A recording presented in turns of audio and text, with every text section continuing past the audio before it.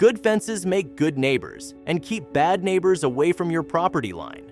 But some neighbors are so bad that they can find any way to ruin your day without even leaving the comfort of their own home. Some of these nasty neighbors played loud music at all hours, never picked up after their dogs, and even tried to get their neighbors kicked out of their own homes. Having a bad neighbor can completely ruin your living experience and make you question whether or not you should be the one who moves out. But in the end, these neighbors got what was coming to them in a moment of sweet revenge by their much kinder neighbors. Before we start, smash the like button and make sure to subscribe if you haven't, and hit that notification bell so that you won't miss any new stories. When I was a teenager and lived with my parents, we had this one neighbor family that seemed sort of off. One day, the father knocks on our door and tells my parents they haven't had power for a long time. He begged us to run an extension cord to one of our outside outlets for the day so his young kids could have cold milk with their cereal in the morning. My parents agreed to do this for one day. The neighbor kept up his part and disconnected the cable after that day. A week later, they hooked it back up again without us noticing. A month goes by, and our electricity bill is basically double what it normally is. My parents head to the backyard and find the cable plugged in, so they yank it out and confront the neighbor. At first, the neighbor will only open the door a crack. My stepdad realized the reason. He was concealing a weapon. That's when we began to suspect that there was something really wrong with these people. Stepdad demands an explanation as to why the cable was run to our outlet, and the dude just sort of mumbles incoherently and shuts the door, locking it. The bad neighbor family was in a duplex, and their neighbor comes around and asks what's up. My parents explain the whole story and how the next step was calling the police. The good neighbor is a former police chief and is friends with the entire force, so he offers to make the call. Several cop cars arrive. The bad neighbor father and mother are arrested. Turns out they were up to some illegal shenanigans. The kids were put into foster care. The neighbor I used to have across the street from me once yelled at me for having a car parked partially on the grass of my own lawn. The streets were narrow, and you're technically not supposed to park in them.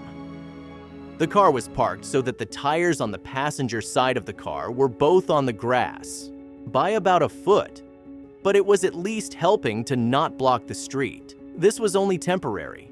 When she started yelling at me from her house, I thought it was because she didn't like seeing the car in the street. I could have at least understood that. But no, she was furious, and I do mean furious, simply because the tires on my grass were going to ruin my lawn, and my ruined lawn was going to lower her property value. She told me that parking on my grass was illegal, that her husband was an attorney, and that she was going to be calling the police. I dared her to call, and I invited her husband to come talk to me. Neither happened. I was living with my brother, and a new family moved in downstairs. It was a mother and two boys in their teens, and the mom had just been divorced.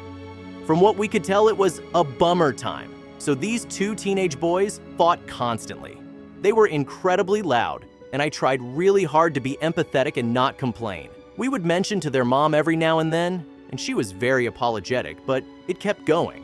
One Sunday, they woke us up at 6 a.m., slamming doors and throwing stuff and just being ridiculous. My brother and I set up every piece of audio equipment we had in the house, a bass amp, 2 PAs, and a full drum set. And we blasted Hypnotized by Biggie for about 10 minutes and played along on bass and drums, PAs on full. Never heard those kids make noise again. Not sure if we shocked them or they finally got it or what, but we did prove who could make more noise, I guess. She grew up in the neighborhood but moved out when she got married. About 10 years later, she buys her parents' house when they decide to retire someplace else and moves back to the neighborhood. She immediately has a problem with how everything isn't the same as when she was a kid. My youngest son and her oldest son were the same age, but my son didn't want to hang out with hers. So she tells everyone in the neighborhood who will listen that my kids are bad and other kids should stay away from them. The bus stop by our house has been in the same place since before we moved onto the street. But it's not where it was when she was young, so it has to be moved back. She had to walk an extra 30 feet to the stop, and she couldn't see her kid at the stop from her front windows. She calls the school and the bus company for 2 years to get it moved. Lo and behold, the new school year starts, and the stop has been moved back to where she wanted it. My wife and I were tearing down our shed to build a new one. After it was torn down, we had a pile of wood and siding waiting for a company to pick it up. After a week, I called them to remind them it still needed to be taken away. We started building the new shed. And a week later, the pile was still there.